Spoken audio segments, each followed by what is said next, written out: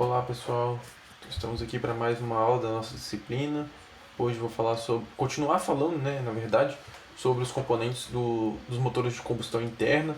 Na aula anterior eu falei dos componentes fixos, Mostrei para vocês os três principais componentes aí, que são o cabeçote, o bloco do motor e também o cárter, tá? Hoje eu vou falar dos componentes móveis, ou os principais componentes móveis aí dos motores de combustão interna. E aqui eu elenquei quais são esses componentes, tá? Vou falar das válvulas, aqui ó, primeiro item que eu vou falar, válvulas, o eixo de comando de válvulas, que é claro, junto com as válvulas aí, o elemento responsável por controlar a admissão e o escape, tá? Dos cilindros do motor. O pistão, que é claro, é fundamental, anéis de segmento, as bielas, as bronzinas ou casquilhos, o eixo virabrequim, ou também chamado de árvore de manivelas, o volante e os mancais. Então eu vou comentar um pouquinho sobre cada um deles. A ideia aqui não é esgotar as informações sobre nenhum desses elementos, mas sim tornar vocês conhecedores de sua existência e qual é sua função ou quais são as suas funções para um bom funcionamento do motor. Lembrando sempre daquela ideia que eu disse na aula passada, O motor ele funciona bem quando todos os seus componentes estão funcionando de forma adequada. Então nós buscamos sempre ter essa possibilidade de um motor funcionar com todos os seus componentes da melhor forma possível para ter uma melhor eficiência e conseguir assim um melhor desempenho, tá bom? Então vamos lá. Vou falar agora sobre as válvulas. As válvulas do motor são elementos que são metálicos e elas são basicamente responsáveis por duas funções, vamos dizer assim. Primeiro, é claro, elas vão vedar a abertura de admissão do ar e também a abertura dos orifícios de saída dos gases da combustão. Então ela tem esse papel. Durante parte do ciclo de potência do motor, elas vão estar fechadas a fim de não permitir que escape, tá? Não permitir que haja nenhum tipo de vazamento naquele determinado momento, que não é o momento exato. Também elas têm a responsabilidade, já que elas vedam em um determinado momento, elas também têm uma responsabilidade de se abrir, ou de abrir em algum momento do ciclo de potência do motor para permitir a entrada de nova mistura ou de ar fresco e também permitir a saída dos gases oriundos da queima dessa mistura de ar e combustível. Por isso as válvulas têm um papel fundamental no funcionamento dos motores, certo? Lembrando sempre que elas, vou até mencionar isso daqui a pouco, mas elas precisam funcionar de forma sincronizada com o eixo principal do motor, o eixo virabrequim, para que elas se abram e também estejam fechadas no momento oportuno, que isso não aconteça nem antes e nem depois do ponto necessário. Beleza? Guardem essas informações. Existem dois tipos de válvulas, basicamente, dentro do funcionamento ali do motor, que são as válvulas de admissão e válvulas de escape. Claro, as válvulas de admissão elas vão se abrir para permitir a entrada de uma nova mistura, ar e combustível, ou se for um motor diesel, por exemplo, elas vão admitir apenas ar puro, ar fresco, no interior dos cilindros. O outro tipo de válvula é a válvula de escape. Essa válvula ela vai permanecer fechada durante praticamente todo o ciclo. Ela só vai abrir na hora de dispensar os gases que são resultado da queima, resultado da combustão. Então, nesse momento, essa válvula se abre e permite a passagem dos gases de exaustão, para que eles sejam liberados, por exemplo, no caso de um veículo, lá no cano de descarga, tá? Na descarga dos gases, certo? Bom, aqui tem uma ilustração, uma imagem da região superior aí, vamos dizer assim, do cabeçote do motor, e que mostra que a válvula, Importante a gente ter essa noção que a válvula, na maioria dos motores aí, ela fica sempre suspensa, Isso aí é um exemplo de um motor que tem válvulas suspensas, colocadas ali, claro, sobre o cilindro. Então ela vai estar sempre na região superior do cabeçote, tá? Essa forma de dispor as válvulas vai permitir um trabalho mais... a produção de trabalho de forma mais favorável, já que os mecanismos para acionamento da válvula vão poder funcionar de forma mais organizada do que se essas válvulas não estivessem na posição suspensa, tá? Nessa região suspensa, tá? Isso favorece a produção de potência e também proporciona com que o motor trabalhe de uma forma mais adequada. Claro, lembre-se sempre disso. Trabalhou de uma forma adequada, conforme ele foi planejado para trabalhar, eu vou conseguir um rendimento térmico maior.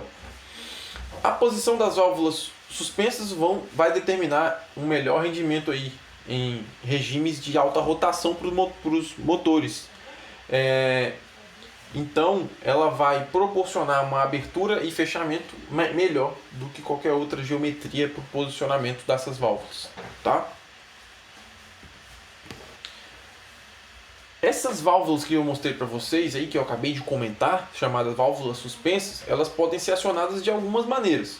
Elas podem ser acionadas por meio de hastes e balancins, e eu já vou mostrar para vocês o que são os balancins e as hastes, e vão possuir um eixo de Camis no cárter, tá?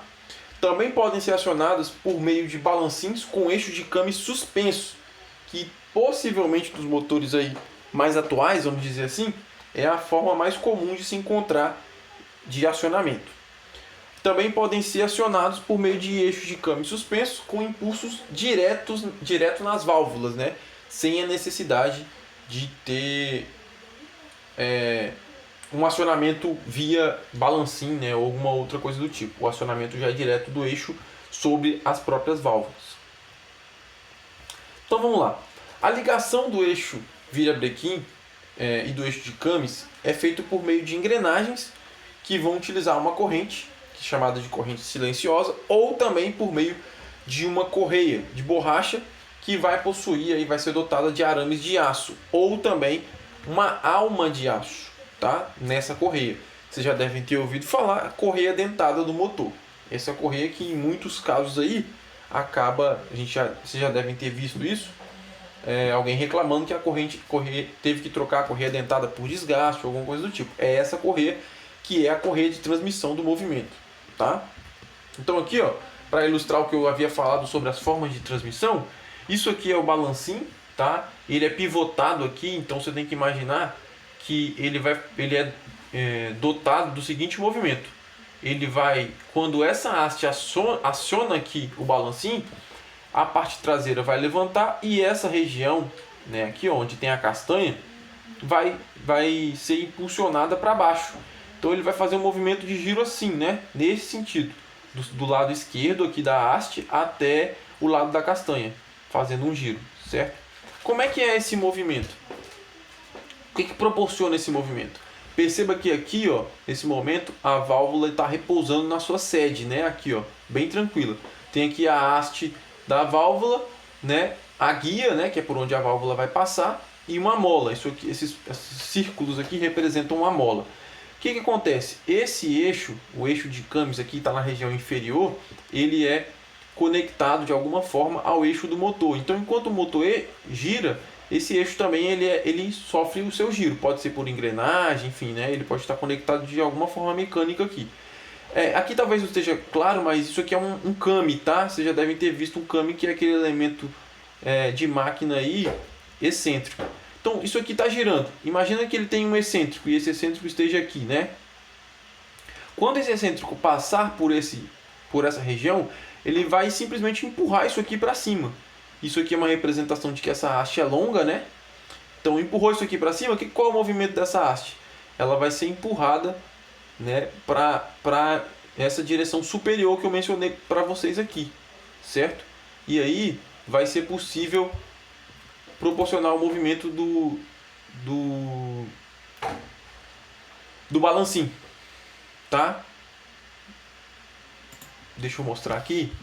Então, essa haste, repetindo, tá? Ela vai ser acionada pelo movimento. Ficou meio torto aqui, galera, que eu estou usando o mouse, tá? Me perdoem aí. Pelo movimento aqui do Kami vai empurrar essa haste nessa direção, tá? Na direção superior aqui. O balancinho vai fazer esse movimento, tá? Movimento de giro, e vai apertar aqui, ó, a haste da válvula, proporcionando o que? A abertura, certo? Da válvula. Depois, quando o eixo vai continuar girando, tá? Imagina que ele está girando nesse sentido aqui, ó. Então ele vai... Opa, perdão, passou aqui, deixa eu voltar. Ele está girando nesse sentido. Então, esse excêntrico vai deixar aqui de pressionar a haste, e o que vai acontecer é o movimento contrário. Essa haste vai subir, a haste da válvula, né? O balancinho vai voltar para a posição original. Essa haste que é a haste conectada aqui,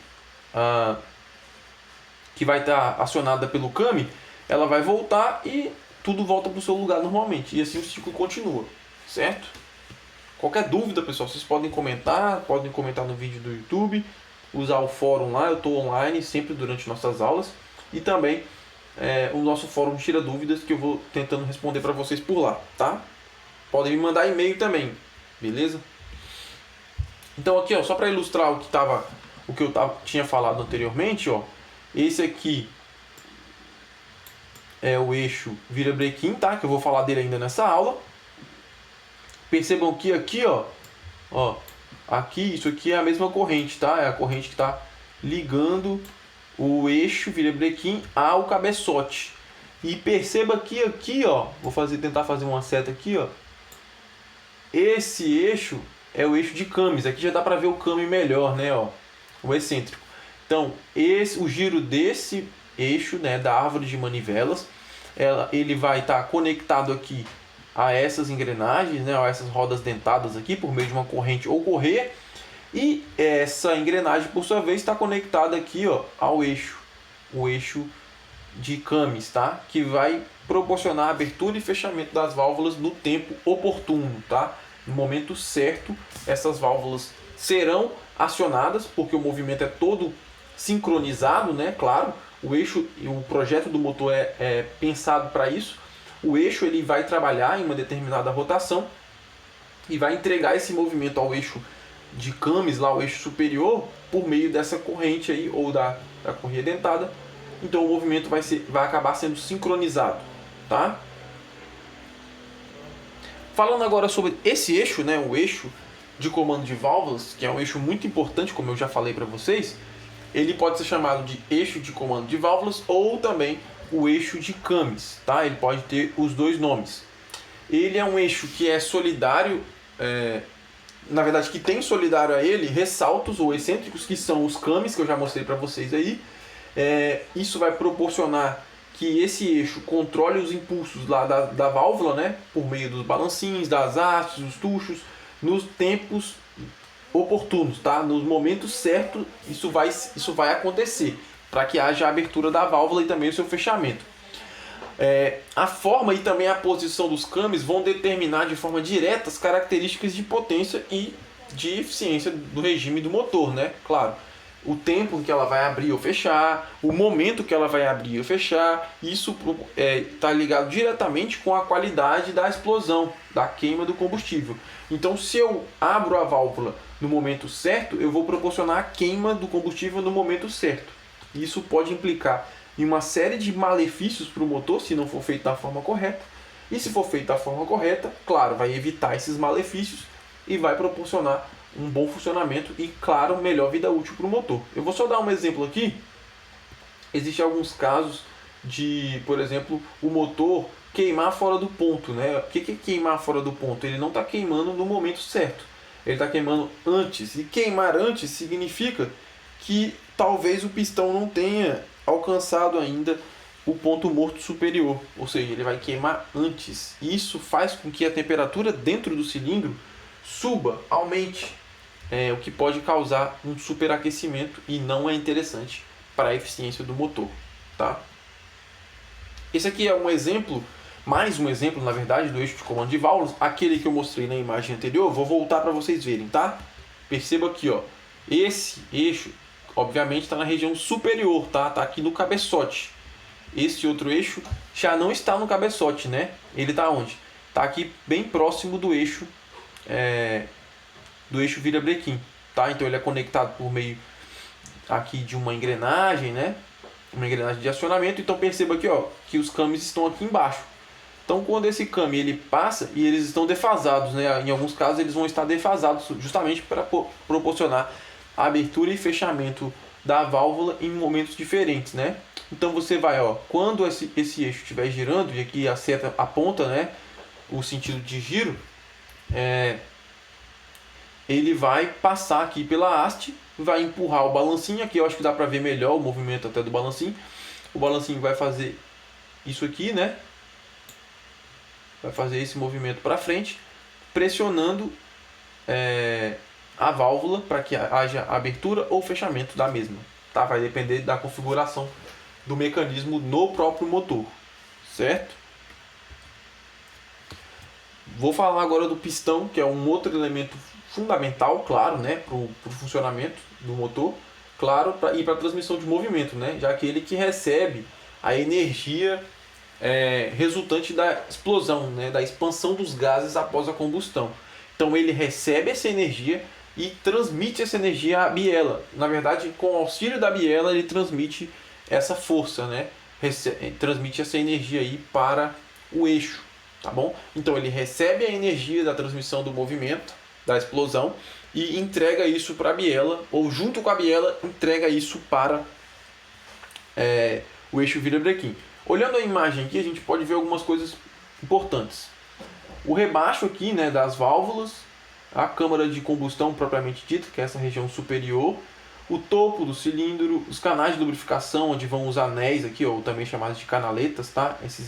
Essas ranhuras aqui, ó, nessa região aqui do pistão. Aqui o orifício do pino, que é onde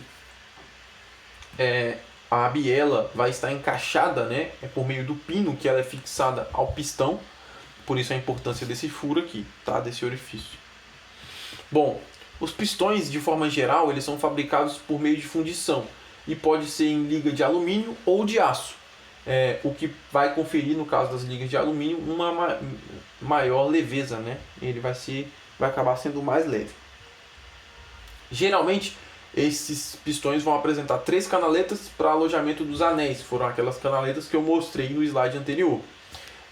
Elas são usinadas na parte do pistão, onde vai existir maior quantidade de material e menor diâmetro. Bom, no funcionamento vai acontecer uma dilatação dos pistões, tá? Por quê? Por causa das variações de temperatura comparado com a temperatura ambiente, claro, né?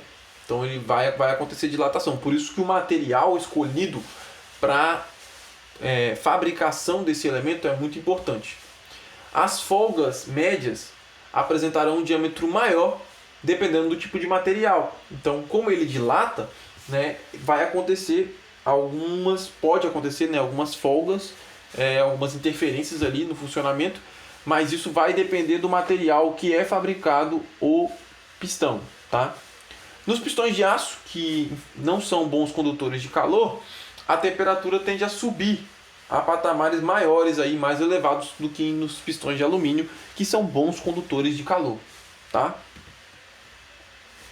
As folgas de dilatação ocorridas na fabricação do pistão vão depender de 2 situações que também são importantes. Aliás, das seguintes situações, né? São mais de 2 aí, vocês estão vendo. Do diâmetro do cilindro, tá? Então isso aqui vai influenciar na folga. Claro, eu já falei dos metais que vão aí compor o pistão, da forma do pistão, né? Porque a depender da forma ele vai apresentar folgas maiores ou menores, do regime de rotação, se é um motor que vai trabalhar em altas rotações, ele vai aí admitir um determinado nível de folgas, né? Já motores que trabalham com rotações menores vão admitir um outro nível de folga aí, né, causada pelas dilatações. Também do sistema de refrigeração e da eficácia atribuída a esse sistema, né? das condições de emprego do motor e do tipo de combustível. Tudo isso aqui, ó, esses itens, todos esses itens estão ligados aí à dilatação pensada na fabricação do pistão, tá? Ainda falando dos pistões, eu já mencionei isso para vocês. Eles também podem ser chamados de êmbolos, tá? Quando eles estão em movimento, vão definir o curso por meio do deslocamento entre o ponto morto superior e o ponto morto inferior. Nessas posições que vão ocorrer a mudança de sentido do movimento. Então aqui na imagem, olha, você tem o ponto morto superior e o ponto morto inferior. E nesses pontos aqui, ó, há a mudança de sentido. Então quando o pistão chega aqui no ponto morto superior, é quando ele começa a descer. Tá? E quando ele para e começa a descer. E quando ele chega aqui no ponto morto inferior, é o ponto onde ele para e começa a subir. Tá? Então esses pontos marcam a trajetória do pistão dentro do cilindro. Tá? Essas aqui são algumas perguntas para vocês aí pensarem, né? Refletir um pouco sobre o que já foi falado até aqui. Algumas coisas de propósito não tem nos slides, tá? Então eu coloquei como forma de motivá-los a buscar respostas na internet, em alguma apostila, em algum livro. Então pesquisem aí, por exemplo, aqui, ó, pesquisar o funcionamento de camisas secas e úmidas e diferenciar o funcionamento de uma e da outra, né? Qual é o princípio de funcionamento. Então façam isso, pesquisem aí. Se quiser deixar aqui nos comentários do vídeo, fiquem à vontade, podem comentar aqui e compartilhar, de repente colaborem aí com os colegas, tá? Vamos prosseguir aqui. Vou falar dos anéis de segmento. Os anéis são elementos, são componentes que são encaixados, são montados em contato nos pistões, né, em contato com as camisas, tá? Então aqui, ó, onde está circulado em vermelho aqui, né, nessa outra cor, é onde estão os anéis, onde eles estão localizados. E lembrando que os motores em geral vão ser dotados de camisas, né? Eu já até mostrei para vocês o que são as camisas. Eles vão ficar entre o pistão ou no pistão em contato ali com as camisas dentro do cilindro. Bom, esses anéis de segmento vão apresentar pelo menos 3 funções básicas: vedação da compressão, né, e combustão. Então eles não vão permitir que haja algum escape do que está dentro da região entre o pistão e o topo do cilindro, tá? Controle de óleo lubrificante. Então esses anéis eles são alimentados com óleo, então eles vão lubrificar a região, né, por onde eles passam, para que haja, na verdade, melhor desempenho, sem minimizando o atrito, tá? E também eles vão favorecer a transferência de calor para o sistema de arrefecimento, que em geral vai circular ao redor do pistão, tá bom? Bom, a maioria dos anéis de segmento ela é feita de ferro fundido cinza. Por quê? Isso é devido à boa resistência ao desgaste desse material, tá? Esses anéis eles vão evitar vazamento dos gases, como eu falei, e ainda vão manter um fluxo de óleo na câmara de combustão, com uma vazão que vai ser ali a mínima necessária e exigida para a lubrificação adequada desse motor, tá? Na verdade, desse pistão aí dentro do cilindro. Lembre-se disso. Aqui, ó, eu tenho 2 tipos basicamente de anéis: os de vedação e os anéis de lubrificação, que vão ser responsáveis aqui por essas características que eu já disse, tá? Como existem distinções das funções entre os 2 tipos de anéis, eu queria destacar aqui que os anéis de compressão são responsáveis pela vedação do cilindro, tá? Eles são anéis maciços. Vou voltar aqui para vocês verem, tá? Anéis maciços, perceba, né? Eles não têm nenhum rasgo, apesar de estar aqui manchadinho de preto, é só da imagem, ele não tem rasgo, nem ranhura. Eles são colocados nas canaletas que estão próximas à região do topo do pistão. Os anéis de lubrificação, então perceba, tem os anéis de compressão e os anéis de lubrificação. Os de lubrificação, eles são responsáveis pelo controle da vazão ou fluxo de óleo entre as paredes do cilindro e o êmbolo ou pistão. Eles são feitos com canaletas ou rasgos. Aqui, ó, voltei para vocês verem. Aqui tentar mostrar para vocês, aqui claro, é uma ilustração, né, que esses anéis possuem esses rasgos aqui. para proporcionar a alimentação, vamos dizer assim, do óleo lubrificante, tá? Vou falar agora de outro elemento mecânico muito importante, claro, para o funcionamento do motor, que são as bielas. Elas são peças que vão ligar os pistões ao eixo de manivelas. Elas recebem o impulso fornecido pelos pistões, como eu disse a vocês, e vão transmitir esse impulso ao eixo de manivelas, ou também chamado eixo virabrequim. O conjunto biela-virabrequim é responsável pela transformação do movimento retilíneo em movimento de rotação. E aqui é importante que vocês se lembrem o seguinte, provavelmente vocês já tenham visto, né, a biela em alguma outra disciplina do curso, mas eu quero chamar a atenção para o seguinte, tá? Não confundir o pé com a cabeça aqui, eu vou mostrar como elas são conectadas daqui a pouco, e essa região intermediária, né, que liga aí o pé à cabeça, é chamado de corpo. É bem intuitivo, é só não confundir a região de menor diâmetro com a de maior diâmetro, pé e cabeça. Tá? Aqui, essa imagem está aqui para mostrar como ela é encaixada, né? Como ela funciona dentro do sistema. Cabeça é a parte que vai presa nos moentes ou na árvore de manivelas, que é essa região aqui embaixo, tá? Com um diâmetro maior. O pé é a parte que vai estar acoplada ao pistão. Então aqui, lembra do pino que eu falei? Aqui está o pino, o pino que vai ligar a biela ao pistão. O corpo, que é essa região, essa viga aqui, né, que vai ligar o pé à cabeça, tá? Então o corpo vai ligar aí o pé à cabeça e vai conferir comprimento à biela. As bielas, elas são construídas, né, ou constituídas aí com aço liga estampado, por muitas vezes também de alumínio, tá? A tampa da biela, que é essa região aqui, eu não sei se vocês vão conseguir ver na imagem, mas essa região daqui para baixo, né, onde tem esse arranhado aqui, essa abertura, né, ela é fixada por meio de parafusos de aço. Tá vendo aqui que tem uma corzinha diferente, nessa região, e aqui são 2 parafusos. Então esses parafusos de aço ou cromo-níquel que vai conferir resistência à biela. Então quando você vai desmontar, você precisa tirar esses parafusos. Essa região aqui, que é chamada de tampa, ela solta, tá? E aí você consegue retirar a biela. Vou falar agora das bronzinas ou dos casquilhos. Essa imagem aqui também é legal para ver de novo, né? O pistão, o pino, a biela, né? Tal. A bronzina é esse elemento aqui, tá? Elas são buchas bipartidas, geralmente trimetálicas, né, feita de uma liga aí de aço, cobre e estanho. Elas vão colaborar para que o atrito entre o eixo e o apoio ali sejam minimizados, né, esse atrito seja minimizado para que haja melhor transmissão do movimento, né, e não haja perda de energia.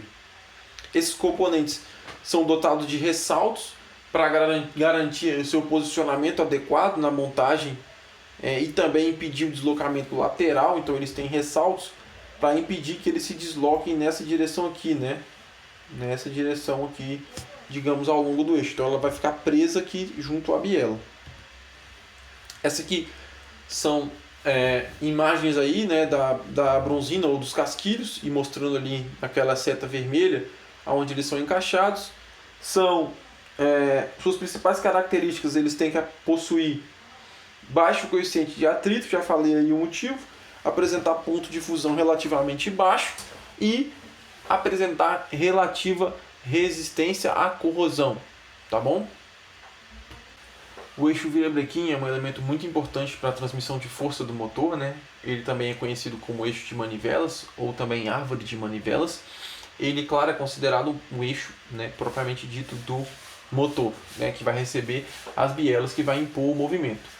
Então, aqui os moentes, que aqui estão representados por essa região, tá?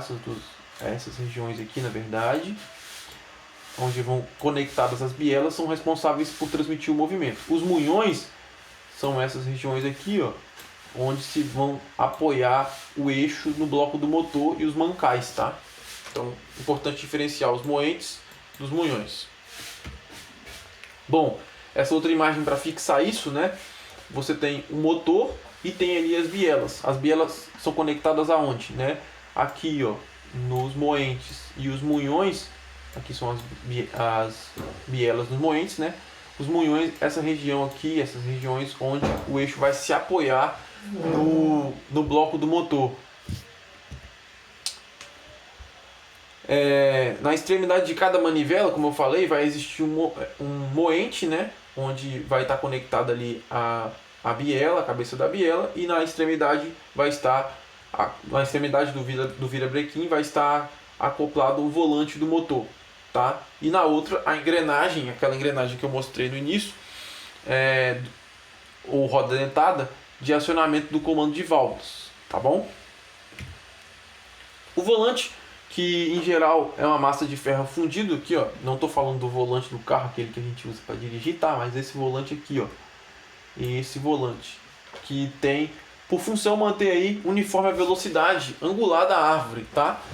Para isso ele vai absorver energia cinética durante os tempos de explosão para cedê-la de volta durante os outros tempos. Então o volante aí proporciona esse movimento mais uniforme do eixo, tá? Esse giro mais uniforme. Os mancais também são importantes, utilizados aí para reduzir atrito e servir de apoio para as partes móveis e giratórias aí do motor. Então ele vai apoiar e colaborar aí para diminuição do atrito, tá? Então são fundamentais para o bom funcionamento, né? Vão ali resistir às cargas do eixo, enfim.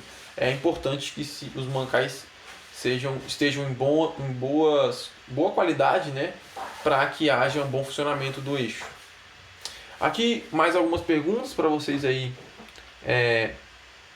praticarem, tá? E pesquisarem algumas coisas eu não falei de propósito na aula, para vocês pesquisarem, buscarem informações, tá?